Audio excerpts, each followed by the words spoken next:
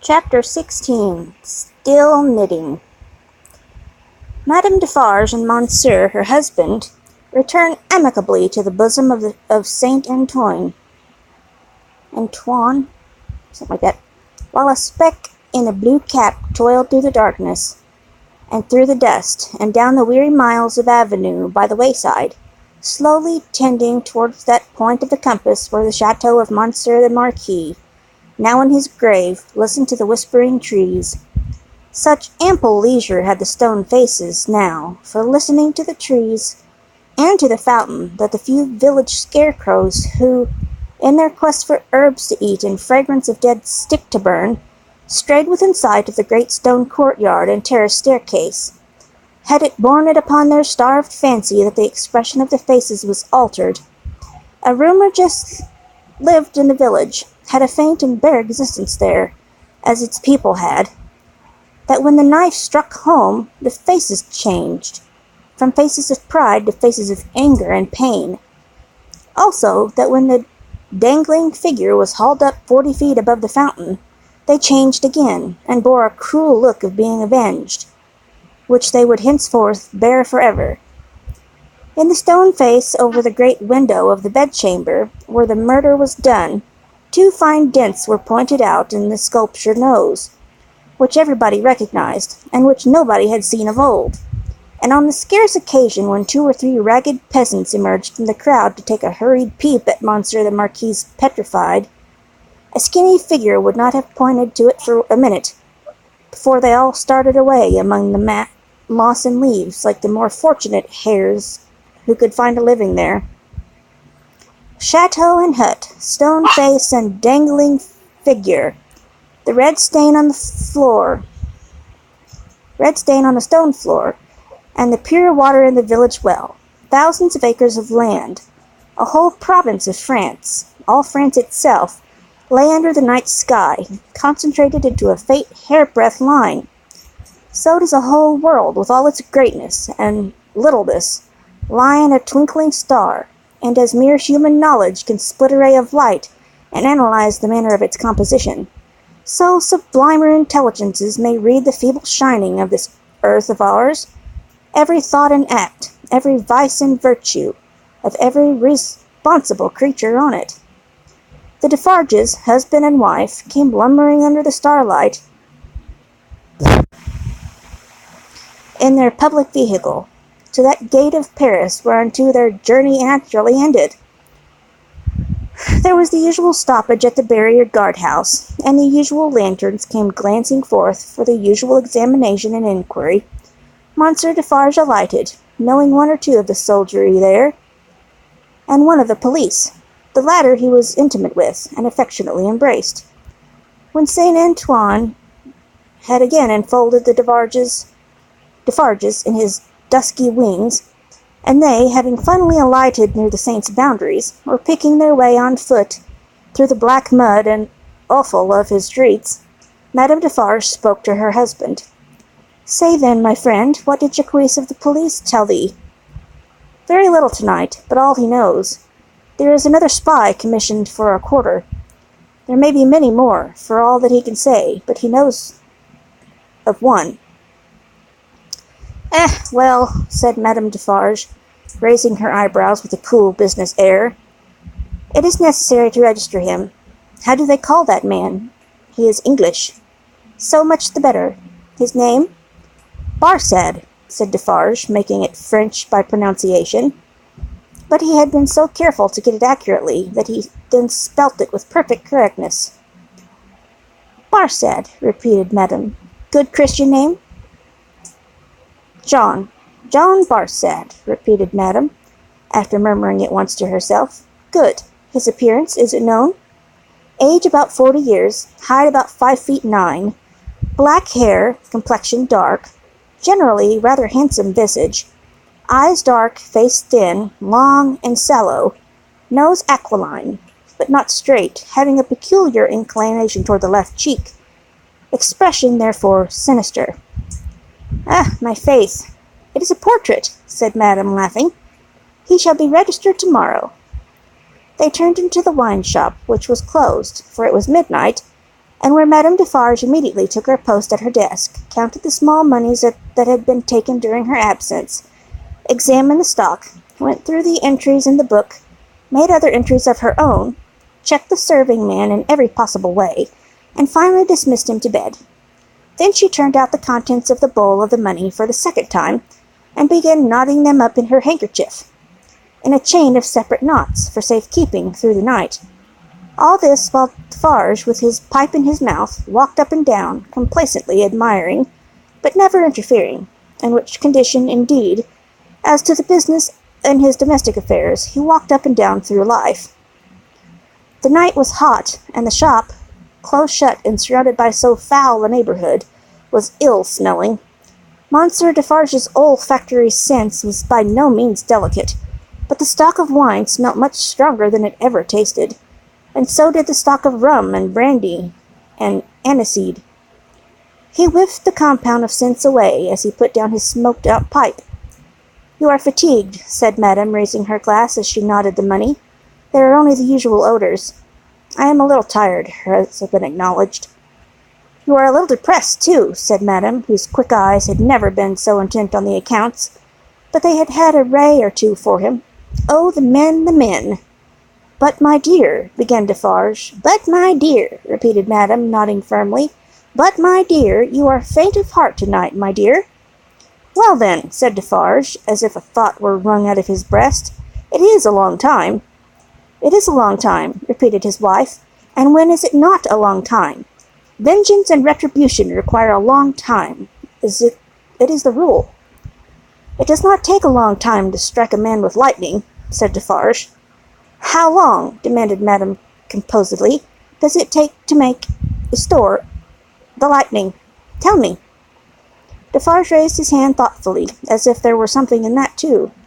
"It does not take a long time," said Madame, "for an earthquake to swallow a town." Well, tell me how long it takes to prepare the earthquake."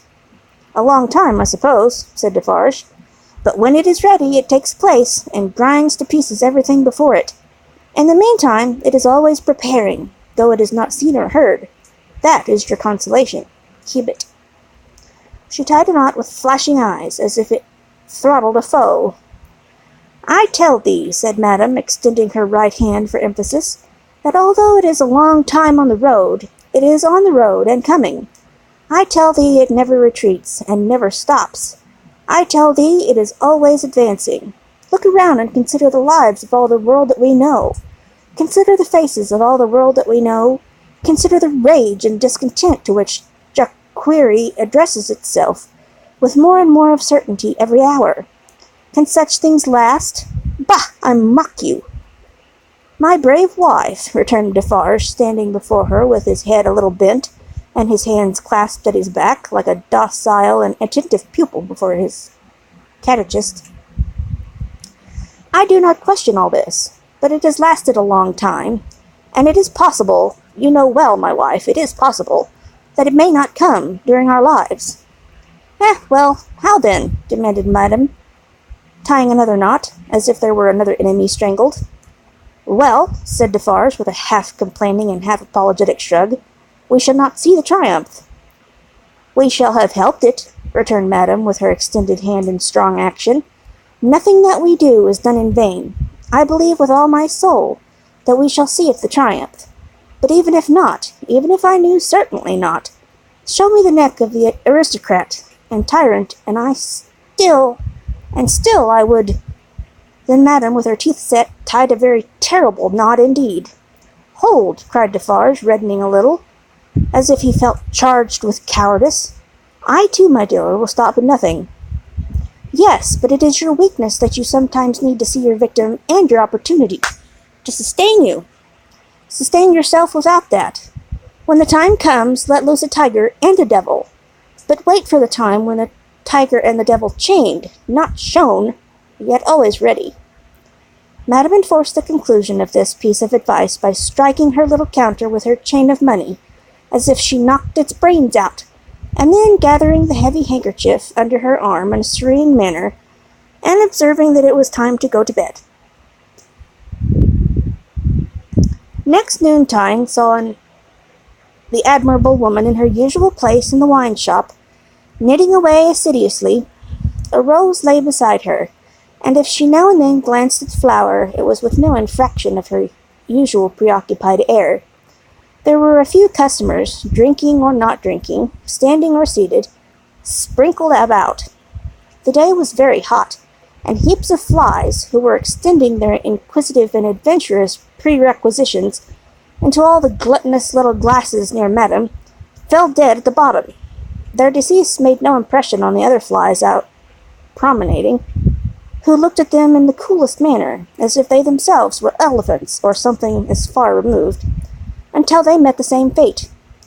Curious to consider how heedless flies are, perhaps they thought as much as court as the sunny summer day. A figure entering at the door threw a shadow on Madame Defarge, which she felt to be a new one. She laid down her knitting and began to pin her rose in her headdress before she looked at the figure. It was curious. The moment Madame Defarge took up the rose, the customer ceased talking, and began gradually to drop out of the wine shop. "Good day, madam," said the newcomer. "Good day, monsieur." She said it aloud, but added to herself, as she resumed her knitting, "Ha! Good day. Age about 40, height about 5'9", black hair, generally rather handsome visage, complexion dark, eyes dark, thin, long and sallow face, aquiline nose but not straight, having a peculiar inclination toward the left cheek, which imparts a sinister expression. Good day, one and all. Have the goodness to give me a little glass of old cognac, and a mouthful of cool fresh water, madam." Madame complied with a polite air. "Marvellous cognac, this, madam." It was the first time it had ever been so complimented, and Madame Defarge knew enough of its antecedents to know better. She said, however, that the cognac was flattered, and took up her knitting. The visitor watched her fingers for a few moments, and took the opportunity of observing the place in general. "You knit with great skill, madam." "I am accustomed to it. A pretty pattern, too." "You think so?" said Madame, looking at him with a smile. "Decidedly. May I ask what it's for?" "Pastime," said Madame, still looking at him with a smile, while her fingers moved nimbly. "Not for use?" "That depends. I may find a use for it one day. If I do, well," said Madame, drawing a breath and nodding her head with a stern kind of cockworty, "I'll use it." It was remarkable, but the taste of Saint Antoine seemed to be decidedly opposed to a rose on the headdress of Madame Defarge. Two men had entered separately, and had been about to order drink, when, catching sight of that novelty, they faltered, made a pretence of looking about as if for some friend who was not there, and went away. Nor of those who had been there when this visitor entered was there one left. They had all dropped off. The spy had kept his eyes open, but had been able to detect no sign. They had lounged away in poverty-stricken, purposeless, accidental manner, quite natural and unimpeachable. "John," thought Madame, checking off her work as her fingers knitted, and her eyes looked at the stranger, "stay long enough, and I shall knit Barsad before you go." "You have a husband, madam?" "I have." "Children?" "No children." "Business seems bad." "Business is very bad. The people are so poor." "Ah, the unfortunate, miserable people. So oppressed, too, as you say." "As you say," Madame retorted, correcting him, and deftly knitting an extra something into his name that boded him no good. "Pardon me, certainly it was I who said so, but you naturally think so, of course." "I think," returned Madame, in a high voice, "I and my husband have enough to do to keep this wine shop open, without thinking. All we think here is how to live. That is the subject we think of, and it gives us, from morning to night, enough to think about without embarrassing our heads concerning others. I think for others? No, no." The spy, who was there to pick up any crumbs he could find or make, did not allow his baffled state to express itself in its sinister face, but stood with an air of gossiping gallantry, leaning his elbow on Madame Defarge's little counter, and occasionally sipping his cognac. A bad business this, madam, of Gaspard's execution. Ah, the poor Gaspard, with a sigh of great compassion. My faith, returned madam coolly and lightly, if people use knives for such purposes, they have to pay for it. He knew beforehand what the pride of his luxury was. He has paid the price. I believe, said the spy, dropping his soft voice to a tone that invited confidence, and expressing an injured revolutionary susceptibility in every muscle of his wicked face, I believe there is much compassion and anger in this neighborhood, touching the poor fellow, between ourselves. Is there? Asked madame vacantly. Is there not? Here is my husband, said Madame Defarge. As the keeper of the wine shop entered at the door, the spy saluted him by touching his hat, and saying with an engaging smile, Good day, Jacques. Defarge stopped short and stared at him. Good day, Jacques, the spy repeated, with not quite so much confidence, or quite so easy smile under the stare. You deceive yourself, monsieur, returned the keeper of the wine shop. You mistake me for another. That is not my name. I am Ernest Defarge. It is all the same, said the spy airily, but discomfited too. Good day. Good day, answered Defarge dryly. I was saying to madame, with whom I had the pleasure of chatting when you entered, that they tell me there is, and no wonder, much sympathy and anger in Saint Antoine, touching the unhappy fate of poor Gaspard. No one has told me so, said Defarge, shaking his head. I know nothing of it. Having said it, he passed behind the little counter and stood with his hand on the back of his wife's chair, looking over that barrier at the person to whom they were both opposed, and whom either of them would have shot with the greatest satisfaction. The spy, well used to his business, did not change his unconscious attitude, but drained his little glass of cognac, took a sip of fresh water, and asked for another glass of cognac.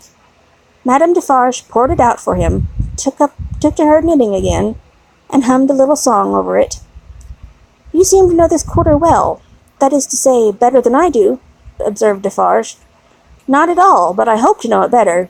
I am so profoundly interested in its miserable inhabitants. Ha! muttered Defarge. The pleasure of conversing with you, Monsieur Defarge, recalls to me, pursued the spy, that I have the honor of cherishing some interesting associations with your name. Indeed, said Defarge with much indifference. Yes, indeed. When Dr. Manette was released, you, his old domestic, had the charge of him. I know. He was delivered to you. You see, I am informed of the circumstances. Such is the fact, certainly, said Defarge. He had had it conveyed to him, in an accidental touch of his wife's elbow as she knitted and warbled, that he would do best to answer, but always with brevity. It was to you, said the spy, that his daughter came, and it was from your care that his daughter took him, accompanied by a neat brown monsieur, how's he called, in a little wig, Lorry, of the Bank of Tellson and Company, over to England. Such is the fact, repeated Defarge. Very interesting remembrances, said the spy. I have known Dr. Manette and his daughter in England. Yes, said Defarge. You don't hear much about them now, said the spy. No, said Defarge. In effect, madame struck in, looking up from her work and her little song.